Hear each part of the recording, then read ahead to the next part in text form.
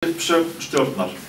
Varðandi ráðningu Páls Magnússonar sem hefur valdið miklu umróti í samfélaginu verður ekki annað ráðið en að stjórn Bankasýslu ríkisins hafi ekki sinnt starfi sínu samkvæmt kröfum þar og rýrt traust stofnunarinnar.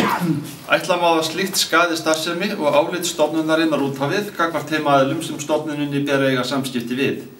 Að auki eru tengsl einstakra stjórnarmanna við orsakavalda hrunsins það sterk að vafasamt mætti telja að slíkir starfsmenn eigi erindi í íslenska stjórnsýslu. Einnig má ætla að í engu sé brugðist við þeirri gagnrýni sem finna má í rannsóknarskýrslu Alþingis, þvert á móti virðist haldið áfram að þeirri braut sem olli hruninu. Vinnubrögð þau sem stjórn Bankasýslu ríkisins hefur sýnt af sér eru sérlega ámælisverð í ljósi þess að verið er að endurbyggja íslenskt samfélag þessa mundir. Fjöldi fjölskyldna eru að flytja á landi, alvarlegu niðurskurður á sér stað í heilbrigðiskerfinu og svo má lengi telja. Því gengur ekki að stjórnarmenn með sterk tengsl inn í það samfélag sem olli hvað mestu í hruninu skuli halda áfram á sömu braut og stunda mannaráðningar án tillit til faglegra sjónarmiða. Stjórn Bankasýslunnar skal ætíð hafa það hugfast að henni ber að starfa fyrir alþýðu þessa lands, ekki gegn henni.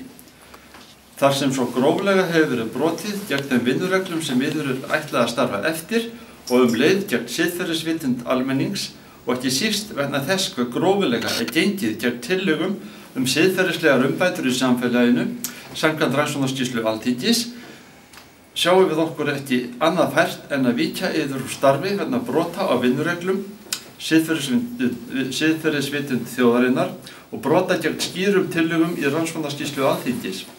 Er óskað að þér víkið strax úr starfi og yfirgefi starfsvettvang hér með. Vegna alvarleika brota yðar verða engar bætur né starfslokasamningar gerðir. Virðingar fyllst fyrir hönd fjölmargra fjölskyldna á Íslandi, Ólafur Sigurðsson og Alma Jenny Guðmundsdóttir.